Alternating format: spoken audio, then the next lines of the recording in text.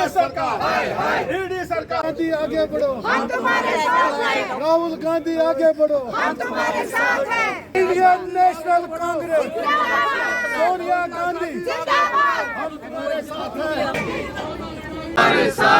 राहुल गांधी आगे बढ़ो, हम तुम्हारे साथ हैं। तुम्हारे साथ है। राहुल गांधी आगे बढ़ो, हम तुम्हारे साथ हैं। सोनिया गांधी आगे बढ़ो, राहुल गांधी आगे बढ़ो, हम तुम्हारे साथ हैं। राहुल गांधी जिंदाबाद, इंडियन नेशनल कांग्रेस, जिंदाबाद, इंडियन नेशनल कांग्रेस, जिंदाबाद। सोनिया गांधी, सोनिया खोलो, दरवाजा खोलो, दरवाजा खोलो, मोदी हमसे डरता है, मोदी हमसे डरता है, दरवाजा खोलो, दरवाजा खोलो। देखो, आज पूरे देश में तमाम स्टेट कैपिटल्स पर कांग्रेस पार्टी की तरफ से ये एक सत्याग्रह के नाम से एक प्रोटेस्ट है, पीसफुल प्रोटेस्ट। खासकर कश्मीर में जो आप देख रहे हैं, बिल्कुल पीसफुल प्रोटेस्ट। तमाम कश्मीर वैली से जो हमारे चीदा वर्कर्स हैं वो सारे जमा थे। 10:30 बजे से अभी 1 बजे तक कंप्लीट ब्रीफिंग दी गई इस तमाम वर्कर्स को, और हमने कंडेम किया मोदी सरकार के इस एक्ट को, जिसके तहत में हमारी नेशनल लीडर सोनिया गांधी को उन्होंने इस अलील हालात में जो ईडी के सामने बुलाया है, और ऐसे केस में जिसका कोई ना हाथ तो ना पैर, ना कोई एफआईआर, ना कोई इल्ज़ाम।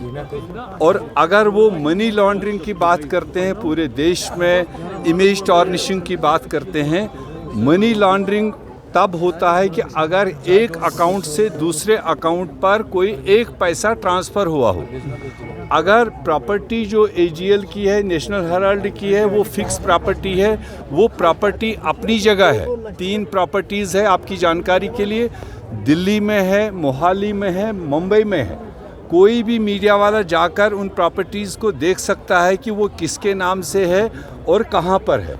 अगर प्रॉपर्टी ट्रांसफ़र नहीं हुई, अगर कोई पैसा कोई ट्रांसफ़र नहीं हुआ, कोई पर्क्स नहीं लिए है एज ए ट्रस्टी, तो फिर मनी लॉन्ड्रिंग और इस तरह के इमेज टार्निशिंग का मतलब क्या है?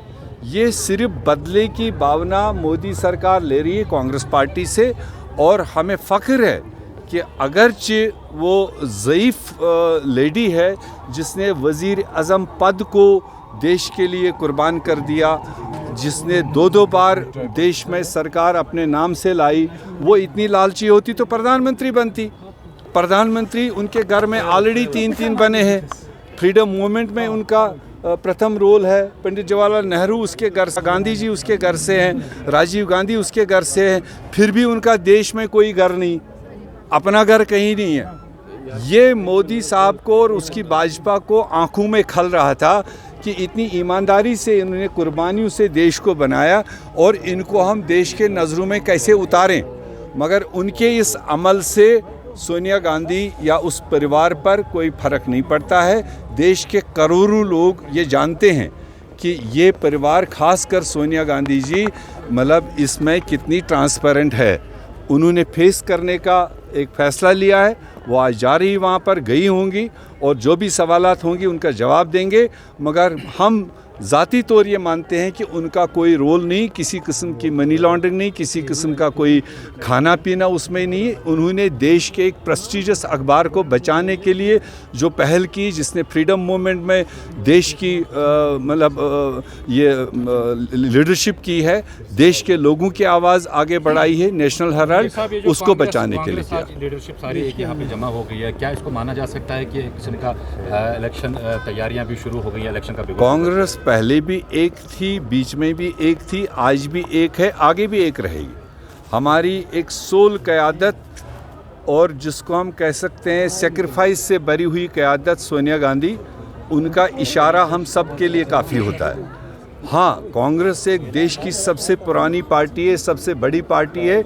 मैंने बारहा ये कहा, इसमें डिफरेंस ऑफ ओपिनियन हो सकता है, उसमें मतभेद हो सकता है, और वो मतभेद जब लीडरशिप सुनती है, सब लोग अपनी अपनी बात रख चुके हैं, उसके बाद किसी के भी मन में कोई मनमुटाव नहीं है।